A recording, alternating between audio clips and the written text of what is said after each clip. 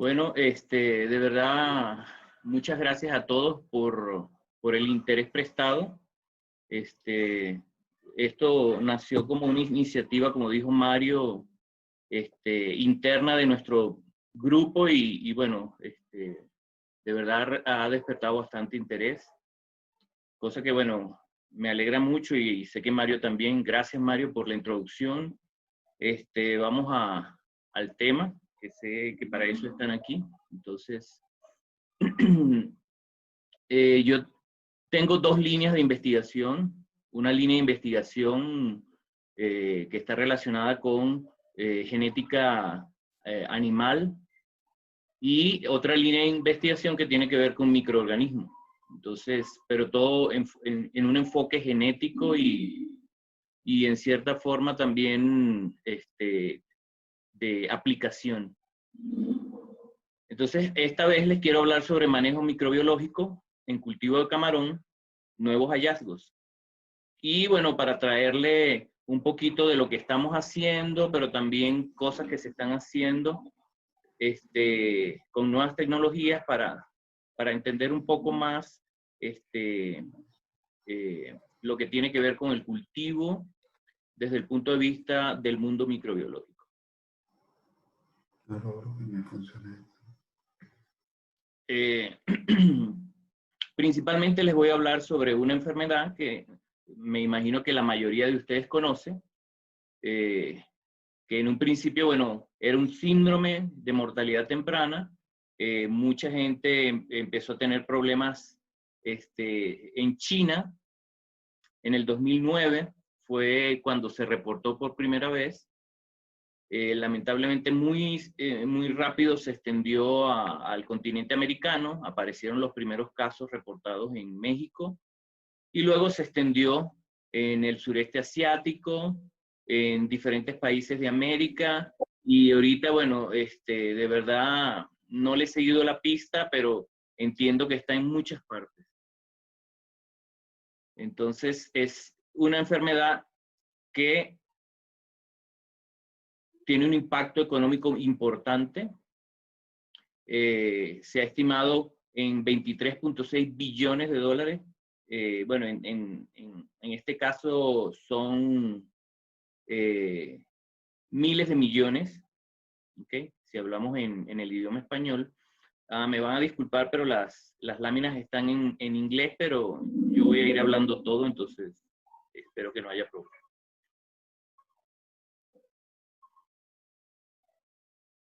Y bueno, el primer impacto que hubo generó grandes mortalidades de hasta el 100% de camarones y era llamado early mortality o mortalidad temprana porque impactaba más significativamente los camarones más pequeños.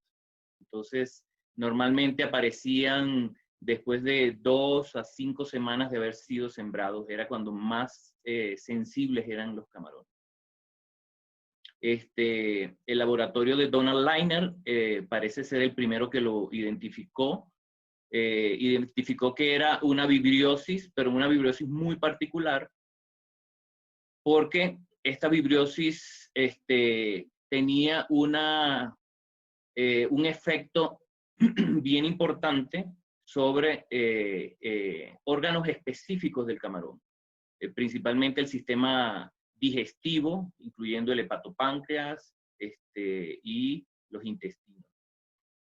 Y estudiando las características genéticas, la bacteria, ellos secuenciaron la bacteria responsable, que pudieron aislar. Por supuesto, replicaron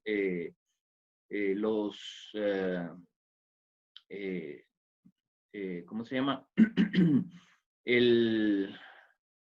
Los experimentos de Koch para tratar de saber si los postulados se mantenían, y entonces pudieron replicar la enfermedad desde el punto de vista de mortalidad y desde el punto de vista histopatológico, y luego secuenciaron esa bacteria y se dieron cuenta de que la alta mortalidad se debía principalmente a la presencia de una toxina, porque si bien Vibrios esta enfermedad era nueva, pero el género Vibrio no era nuevo para los camaroneros, la industria camaronera, ya que siempre ha habido problemas con mortalidades producidas por vibriosis, pero nunca había sido con estas características. Siempre se había podido manejar mejorando la calidad de agua y reduciendo la densidad de bacterias. Pero esta bacteria era particular porque crecía muy rápido y no necesitaba grandes cantidades de bacterias para generar altas mortalidades. Y bueno, identificaron que había una toxina. Esta toxina era producida por un plásmido y este plásmido, una vez que se activaba la toxina, se empezaba a producir, generaba especies de huecos en las células, creando necrosis y destruyendo tejido. Y una vez se destruía el tejido, había una bacteremia. O sea, la bacteria podía infectar a todo el sistema del camarón.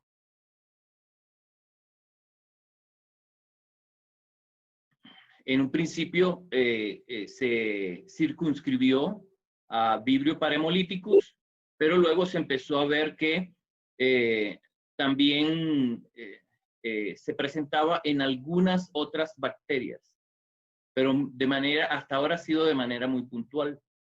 Y todas hasta ahora han sido miembros de lo que se conoce como el clado Harveyii, ya que Vibrio es un género bastante grande de especies que están divididas en clados por su grado de relación. El clado Harveyii, que es donde está Vibrio parhemolyticus, Vibrio Harveyii, y por supuesto Vibrio campbelli, Vibrio alginolyticus, entre otros,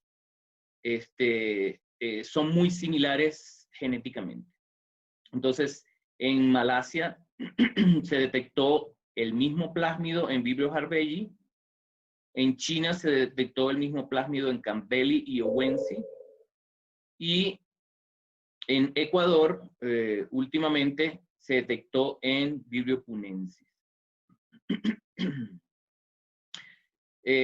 Ahora les quiero comentar de una investigación que estamos terminando esta semana.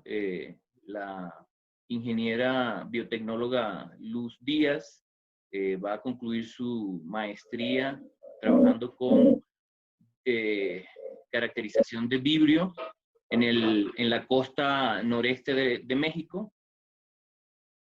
Y para esto, ella tomó muestras de todo, de diferentes áreas en donde existe cultivo de camarón y un área donde hay pesquería de camarón importante. En general se estudiaron 21 granjas, 2 hatcheries y 5 ambientes marinos que estaban asociados a las zonas donde se encontraban estas hatcheries y granjas. Una de las cosas que nos causó bastante extrañeza, nosotros utilizamos medios específicos para aislar las especies de vibrio. Teníamos la hipótesis de que de repente en México también pudiera haber más de una especie llevando el plásmido que genera la enfermedad AHPND. Y entonces hicimos cultivo de estas bacterias con el medio Chromagar vibrio, que es específico para este tipo de géneros, aunque se usa principalmente para la parte clínica y últimamente se ha utilizado mucho en el cultivo de camarones. También utilizamos el TCBS, que es históricamente el más usado para el estudio de las especies de vibrio. Y una cosa que nos llamó mucho la atención es que encontramos mucha variabilidad fenotípica en las diferentes especies que estudiamos.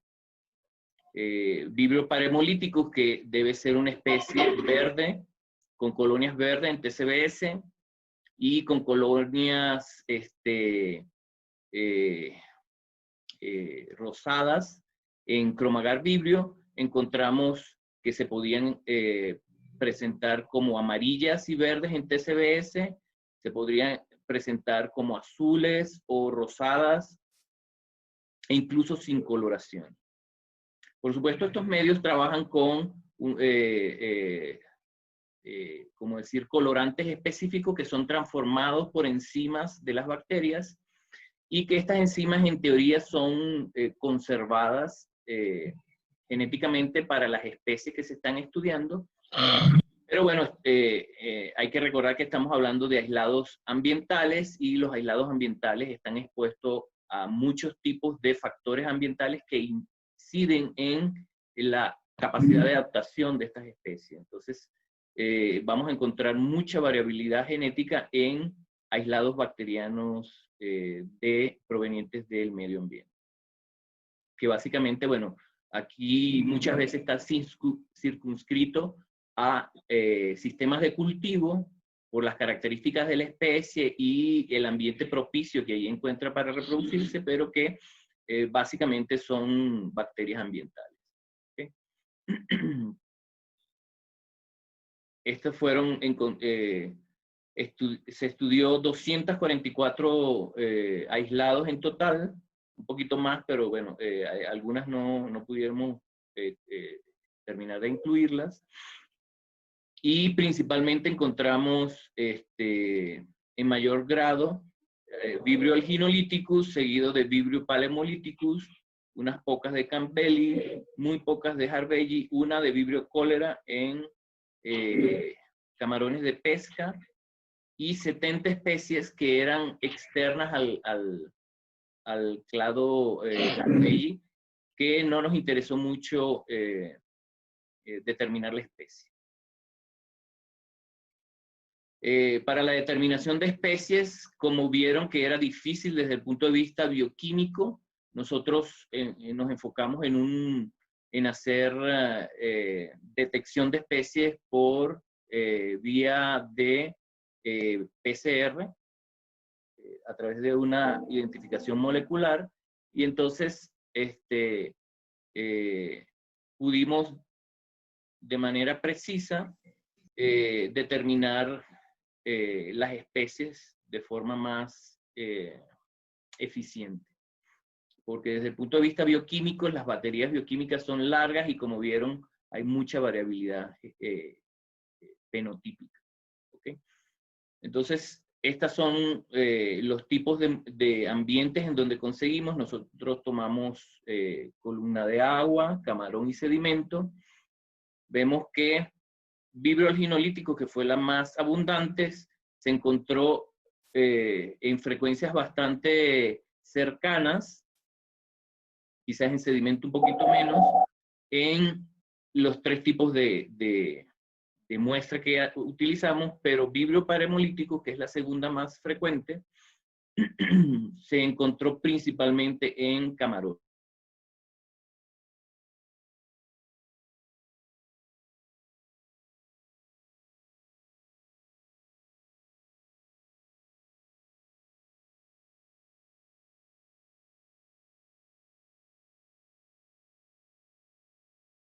Hicimos detección de la toxina, del gen de la toxina PIR-A, PIR-B, que es la que causa la enfermedad AHPND, y pudimos detectar 20 aislados que contenían esta toxina en diferentes zonas, principalmente en los estados de Sinaloa y Sonora, casi todos asociados a granjas, excepto una, pero esta provenía del ambiente, pero estaba cercano a una granja en Sonora, y la gran mayoría provenientes de patopáncreas de camarones. Encontramos algunos de sedimentos y de agua. Entonces, por ejemplo, en una granja se encontró que estaba presente en agua, en camarones y en sedimentos. O sea, demostrando que, bueno, este es un problema que es difícil de erradicar porque una vez que se instala en una granja, básicamente lo que hay es que controlar. Marco, Aquí, permíteme un segundo. ajá. Permíteme un segundo, por favor. Pueden cerrar todos los micrófonos. Tenemos ruidos que están interfiriendo. La mayoría lo tiene cerrado. Hay unos 3 o 4 o 5 personas que no lo han podido cerrar y yo no, discúlpenme mi falta de expertise en Zoom. Desde aquí no logro cerrarlos. Ciérrenos. Disculpa la interrupción, Marco. Sigue adelante. Sí, no hay Gracias. problema. Deja que voy a ver. Voy a silenciar a todos y así no tenemos más problemas. Bueno, entonces, una de las cosas que encontramos también es que de estas 20 cepas que aislamos, 4 de ellas tenían una morfología azul en el cromagar vibrio y las otras 16 eran rosadas como se esperaba.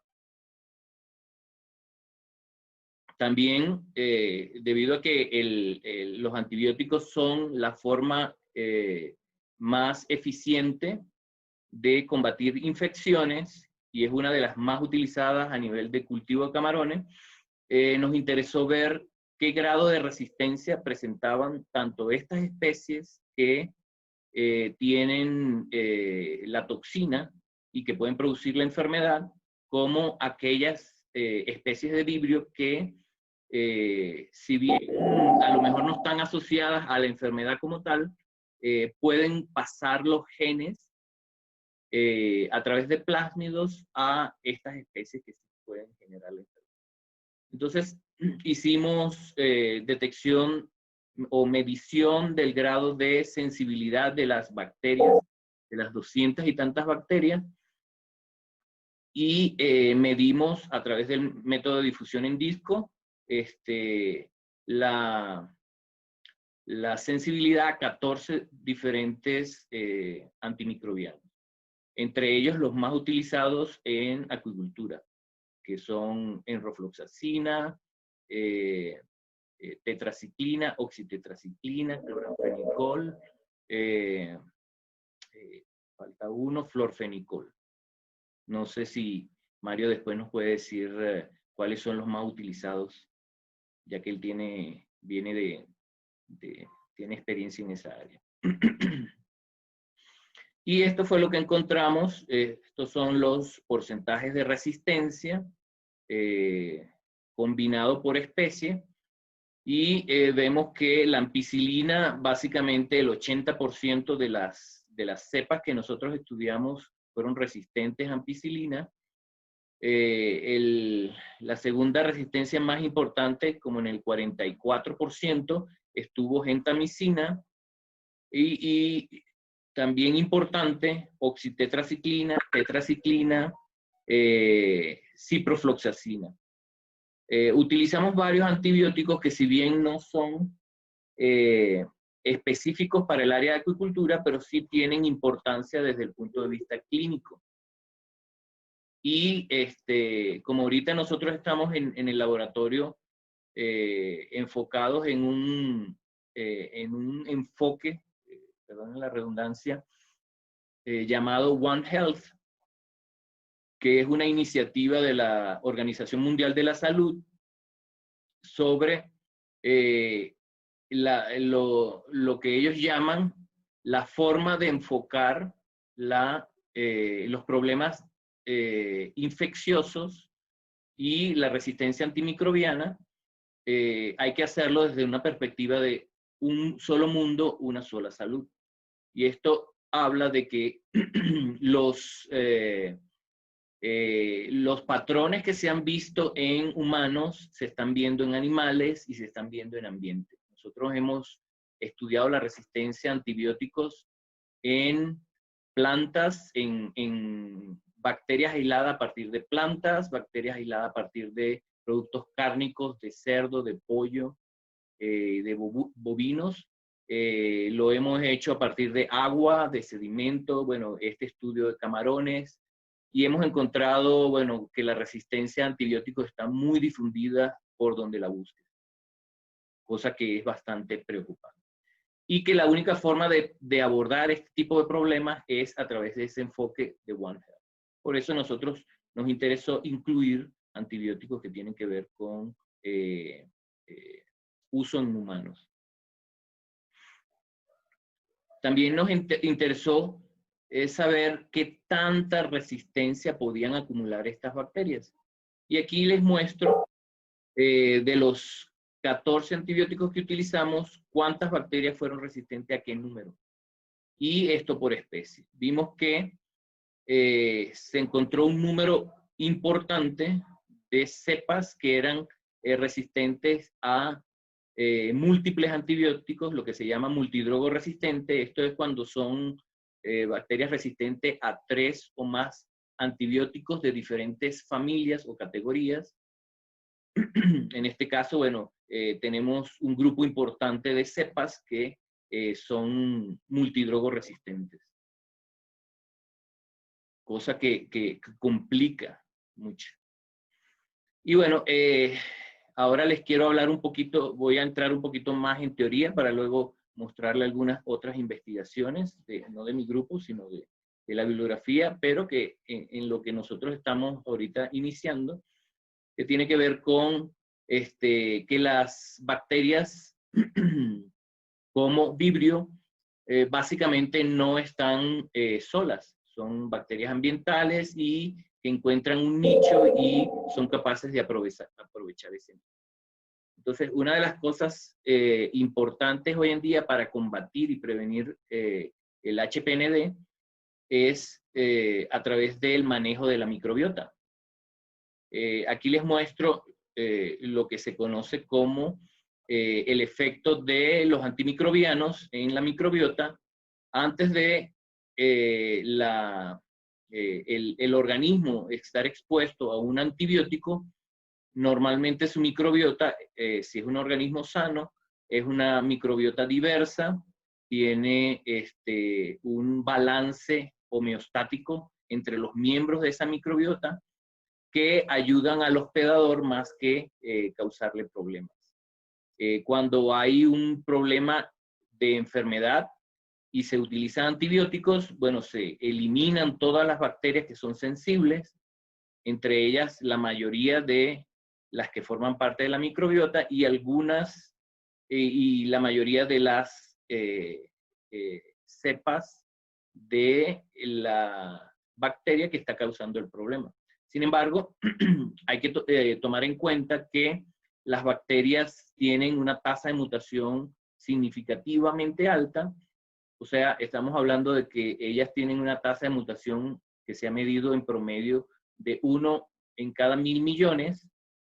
O sea, si tenemos en un cultivo y aleatoriamente se producen mutaciones, en un ml que contenga 1000 millones de bacterias, hay por lo menos un mutante para cada una de las bases del genoma. Entonces, siempre que se aplica antibióticos, va a haber bacterias que van a sobrevivir.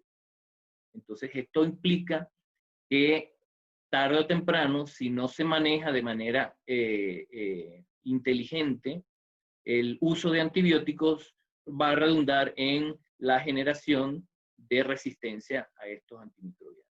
Entonces, se va a producir una expansión de esas pocas células que sobrevivieron y entonces ahora tienen el camino libre porque no hay competidores. Solo a través de la intervención o el tiempo o diferentes estrategias se puede reconstituir la microbiota para que sean ellas las que combatan o ayuden a combatir a estas bacterias que están causando una enfermedad en el organismo. Les quiero hablar un poco sobre lo que tiene que ver con la última tecnología que se está usando muchísimo, que es secuenciación de última generación, o Next Generation Sequencing. Y bueno, todo comenzó hace unos 20 años, bueno, yo diría más bien hace unos 30 años con el lanzamiento del proyecto Genoma Humano, que terminó en 2001 con la publicación de 2 genomas secuenciados humanos, solo que con un esfuerzo de muchos años y de mucho dinero. El genoma humano, el proyecto Genoma Humano, que era una iniciativa pública, multinacional y multiinstitucional, costó 2.700 millones, se tardó 11 años en producir resultados y generó la primera versión del genoma humano. Con el avance de la tecnología, en el 2007, 6 años después, se secuenció el genoma de este señor, que a lo mejor ustedes no lo identifican. Este es James Watson.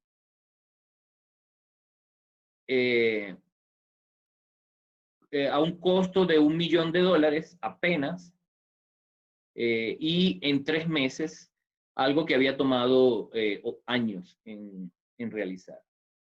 La tecnología siguió aumentando y podemos decir que hoy en día se pueden secuenciar genomas humanos por apenas $1.000. Esto ha dado pie a que se haya estudiado no solo el genoma humano, sino hoy en día se está secuenciando muchísimas cosas, entre ellas el microbioma, que era un elemento que no se tomaba mucho en cuenta desde el punto de vista de médico, y que desde el punto de vista biológico es muy importante. Si bien un cuerpo humano promedio tiene 30 trillones, o en el caso español, 30 billones de células, el microbioma humano en promedio tiene 39 billones de células. Y digo en promedio porque esto incluso en el individuo puede variar, porque cada vez que vamos al baño, perdemos algunas de nuestras compañeras y luego las seguimos acumulando. Entonces estamos hablando de que somos más un microbioma con patas que un genoma humano solamente. Y esto es más crítico cuando analizamos el número de genes que están presentes en nuestro cuerpo. El número de genes en el genoma humano se ha estimado en 23.000, puede que llegue un poquito más, a 26.000, pero de ahí es difícil que pase. Pero el número de bacterias que se ha extrapolado que están presentes en el microbioma humano llegan a 326 millones de genes. Entonces, básicamente nosotros estamos aumentando nuestra capacidad metabólica a través de este microbioma. Y por supuesto, habiendo tantas células microbianas y tantos genes presentes, estamos hablando de una red de microorganismos que están interactuando con nosotros y con el resto. Y esto aplica básicamente para todos los organismos vivos. ¿Ok? Las bacterias están aquí, tenemos evidencia de que están aquí desde hace 3.200 millones de años, cuando ni siquiera la primera célula eucariótica pensaba aparecer. Entonces, es muy difícil pensar que nosotros vamos a poder eliminar a las bacterias, ni siquiera poder eliminar a una bacteria en particular. Entonces, las bacterias de hecho forman parte importante de los organismos multicelulares, tanto plantas como animales, porque le dan capacidades metabólicas que el individuo no posee. La mayoría de las plantas necesita asociarse a microorganismos para poder hacer un aprovechamiento eficiente de los recursos inorgánicos. Los animales aprovechan la capacidad de metabólica para aprovechar diferentes compuestos como la quitina, la celulosa, neutralización de toxinas, etc.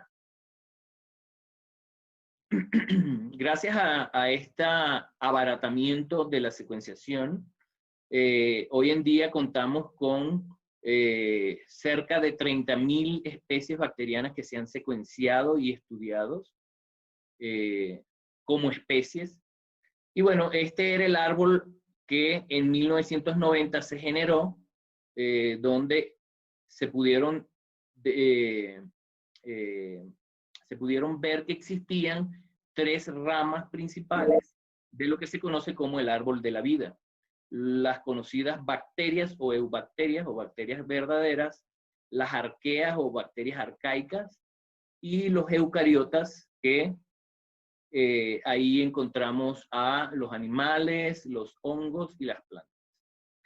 Si ven la pequeña fracción del árbol donde está la mayoría de los organismos que vemos, porque todo lo demás es unicelular y microscópico, es bastante reducido. Sin embargo, con el proceso de secuenciación de microbiomas, tanto del aire, del suelo, del agua y asociado a diferentes especies, tanto animales como plantas, esto ha cambiado significativamente y este es ahora el nuevo árbol de la vida. Aquí podemos ver que hay muchos puntos rojos. Esos puntos rojos son especies que se conocen gracias a la secuenciación de genomas, pero que no se han podido cultivar. O sea, que no se conoce exactamente cuáles son sus características fenotípicas, pero sí se saben cuáles son la constitución de sus genes. Y si vemos ahora, todos los animales están en este cachito que se ve aquí, todas las plantas están en este cachito que está aquí, y por aquí están los hongos. Entonces, básicamente estamos en un mundo microbiano. Y se ha podido conseguir una nueva rama totalmente diferente, que se le está llamando Candidate Phyla o Phylum candidato, porque básicamente no se han puesto de acuerdo de cómo llamarlo todavía, ya que no se parece ni a las bacterias ni a las arqueas. Ahora, ya viendo que el problema bacteriano, el tratar de combatir infecciones bacterianas es un problema complejo, porque implica que no existe una sola bacteria a la que tenemos que manejar, sino más bien es un conglomerado de bacterias que están interactuando entre sí. Entonces, se ha venido estudiando cómo estos diferentes microorganismos interactúan entre sí y cómo los podemos utilizar a nuestro favor. Este en particular es en casos de vertebrados, de peces, pero que si bien se aplica en mayor o menor grado a todos los organismos metazoarios complejos, incluyendo camarones, bivalvos, etc. ¿Okay? Moluscos, etc. Entonces, podemos ver diferentes estrategias que se han venido estudiando que se pudieran utilizar para manejar el microbioma y poder de esta forma hacer un manejo más eficiente y no solo utilizar antibióticos para el manejo microbiano. En primer lugar, se habla de una competencia por exclusión, donde las bacterias se asocian al tracto digestivo. En este caso en particular estamos hablando de tracto digestivo, pero microbioma es básicamente todo por dentro, toda la superficie interna, pero también externa. Entonces aquí hay una competencia por sitios de unión o de asociación al sistema digestivo, ¿verdad? Entonces hay una competencia si el microbioma, si bacterias benéficas están asociadas a el sistema digestivo, entonces estas bacterias patógenas se le hace más difícil poder entrar en contacto y causar problemas en este sistema digestivo. Otra estrategia es el aumento de la barrera que protege al sistema digestivo, y esto ocurre a través de la inducción de mayor mucosidad, de presencia de anticuerpos, etc. También existe una de las estrategias que tienen las bacterias patógenas es trabajar en contra del sistema generando citoquinas inflamatorias.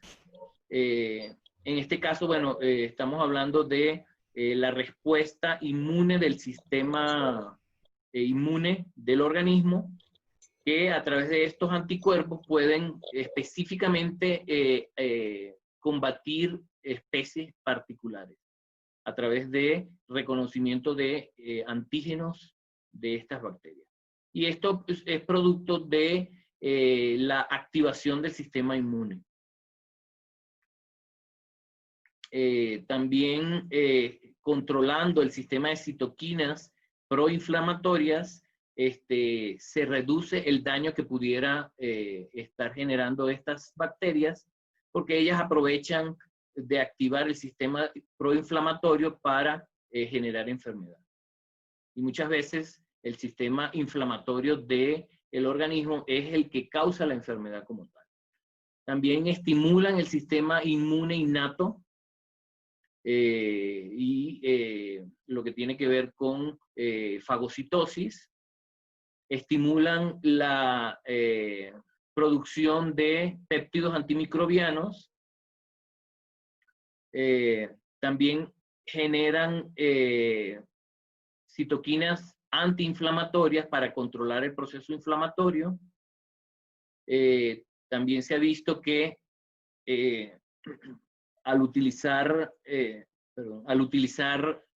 prebióticos, que no son más que moléculas que son requeridas por las bacterias beneficiosas.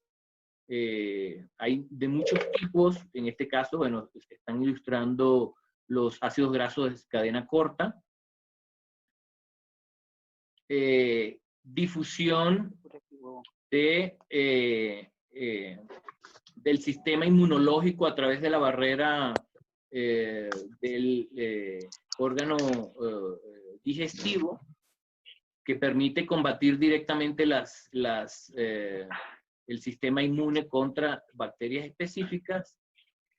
Y el uso de probióticos, que son bacterias específicas que tienen, que se sabe que pueden actuar en todos estos niveles que les estuve hablando, pero los mecanismos precisos y su eficiencia, por ende, no están bien estudiados en la gran mayoría. ¿Okay? Y bueno, una de las cosas que se está utilizando muchísimo hoy en día y que ha demostrado su gran eficiencia es el uso de mezclas de prebióticos con probióticos, cosa que se conoce como simbiótico. Y ha sido más eficiente porque básicamente lo que hace es ayudas a las bacterias benéficas a que se multipliquen y sean las que dominen en este caso, el ecosistema del intestino. Entonces, normalmente esto se alcanza a través de dieta, donde se usan los prebióticos y los probióticos como una forma de tratamiento, tanto de manera preventiva como de manera curativa. Una de las cosas que hay que resaltar, y se me pasó a decir, es que muchas veces se ha utilizado en humanos, en animales y en camarones, recetas donde los antibióticos se usan como estrategias de prevención, cosa que lo que genera es niveles muy altos de resistencia. Los antibióticos están diseñados para tratamientos específicos, dirigidos y puntuales. Si se usan como estrategias preventivas, en muy corto tiempo pierden su eficiencia y lo que hacen es más bien rompen el equilibrio homeostático en el microbioma y básicamente le ponen, como decir, le dejan cabida a las bacterias que causan enfermedad para que ellas se multipliquen en mayor grado. Entonces, las bacterias o los microorganismos comensales se pueden modular a través de estrategias simbióticas por medio de administración en dietas de microorganismos específicos con prebióticos específicos y que permiten restaurar el estado homeostático o mantenerlo, de modo de hacerlo de manera preventiva. Un estudio estudiando lo que es la microbioma asociada a la enfermedad HPND. En México, ellos encontraron que ellos estudiaron camarones silvestres y camarones de granja, tanto sanos como enfermos.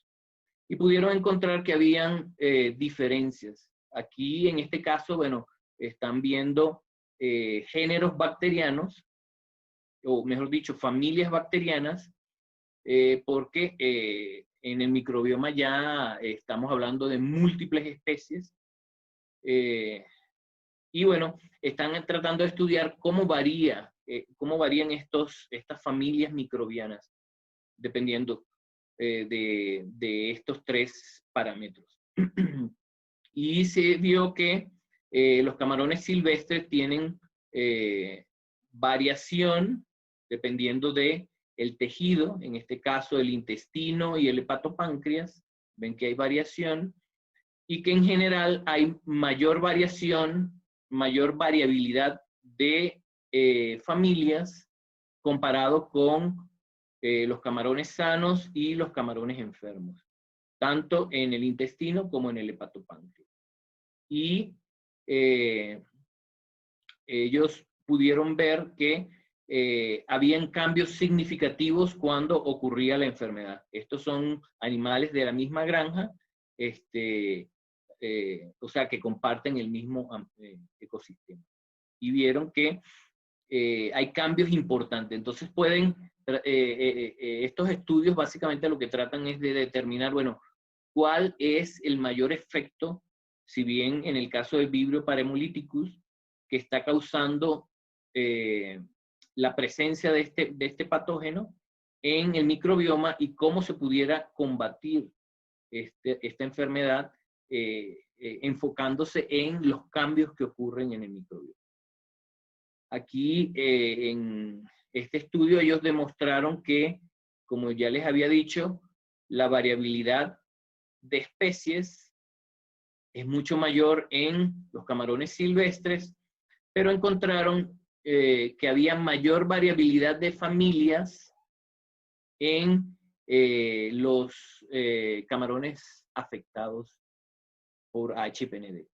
Y básicamente lo que encontraron fue que la microbiota puede predecir las funciones metabólicas que el camarón puede llevar a cabo, porque son estas especies que tienen genes específicos que le dan estas funciones metabólicas, que hay variación en hepatopáncreas e intestino, que hay mucha diversidad microbiana en los tres tipos de ambientes que estudiaron, pero que lo encontrado en sedimentos y en intestinos son bastante parecidos, que el HPND produce cambios importantes en el microbioma y que ellos encontraron un enriquecimiento de 2 bacterias, bueno, entre muchas, pero estas fueron las más importantes, Fecalibacterium y Pantoea, en los camarones sanos, y Aeromonas y Cnidaria y Photobacterium en los camarones que presentaban enfermedad por HPV.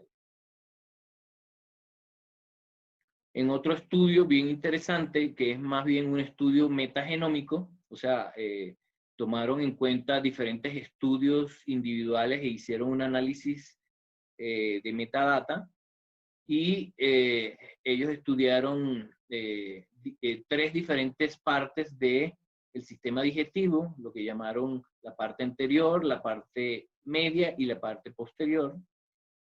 Y lo hicieron primero para comparar, aquí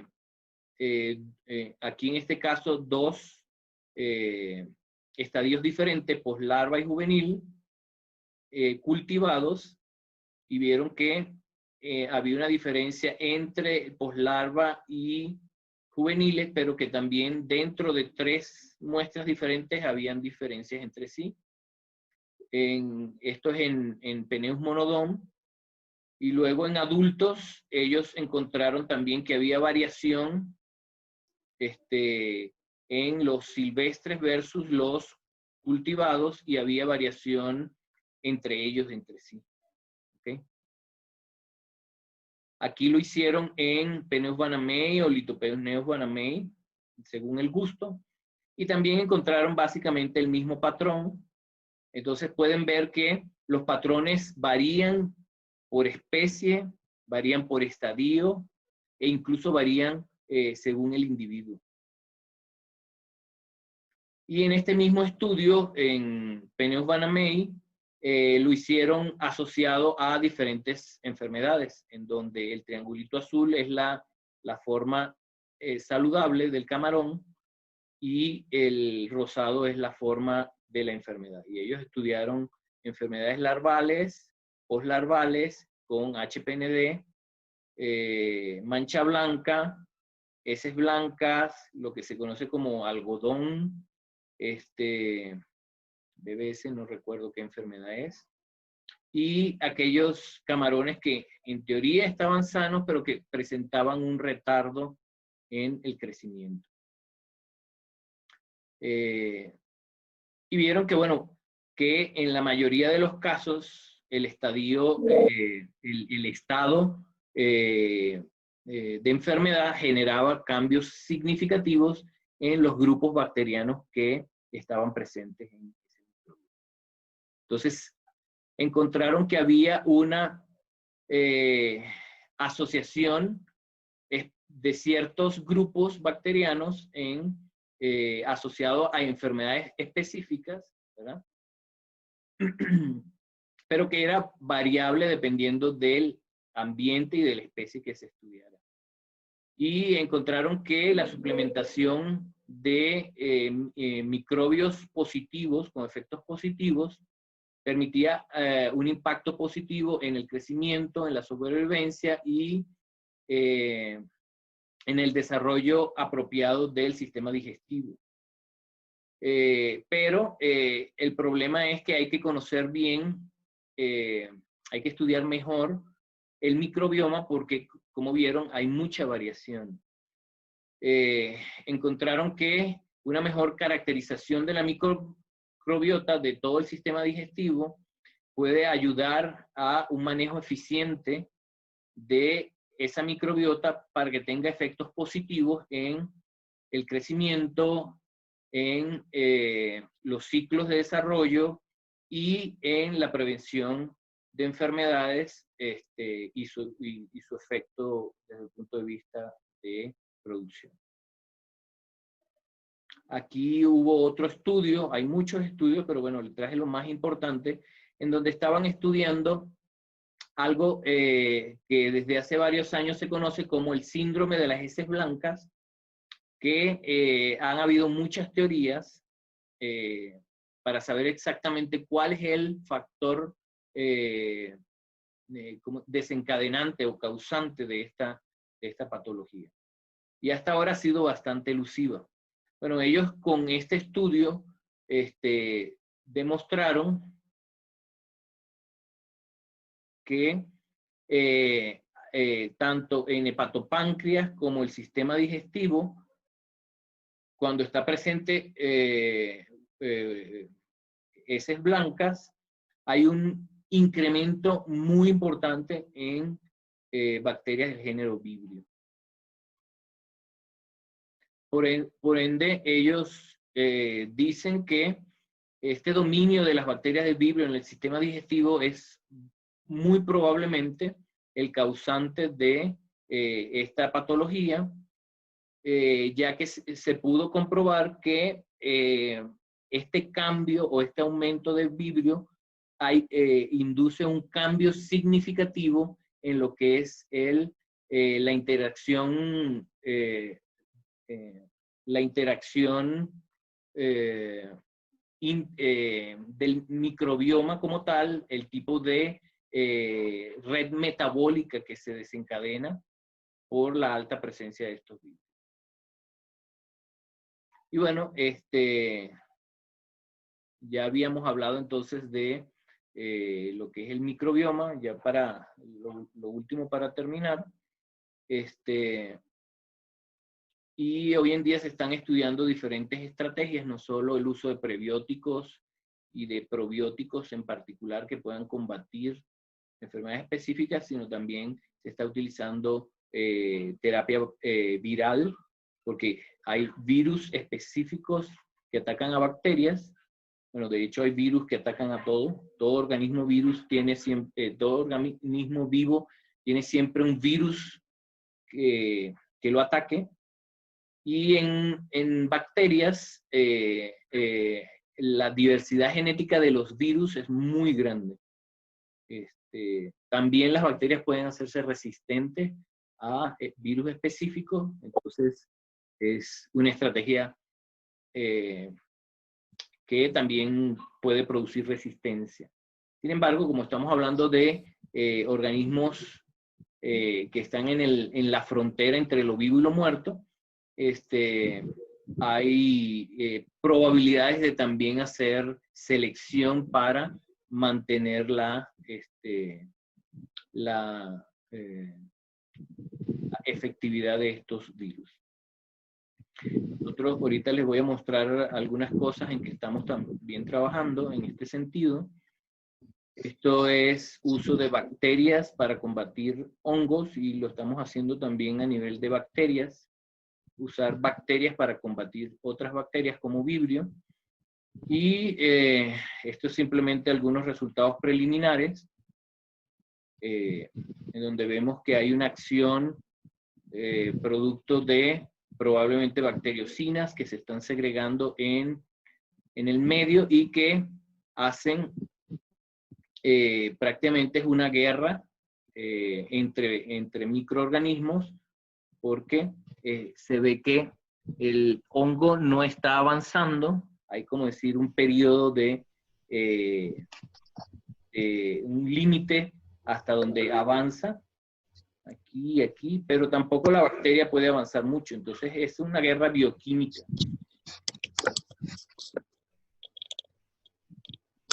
Y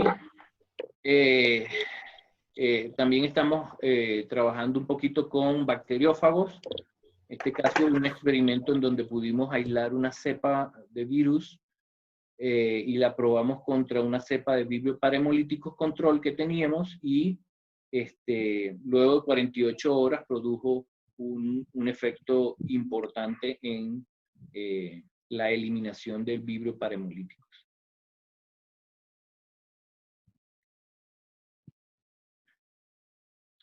Bueno, hasta aquí mi presentación y bueno, se abre a preguntas. Ok, muchas gracias, Marcos. Excelente. Muchas gracias por abrir este ciclo de conferencia. Por favor, tenemos unos 15 minutos para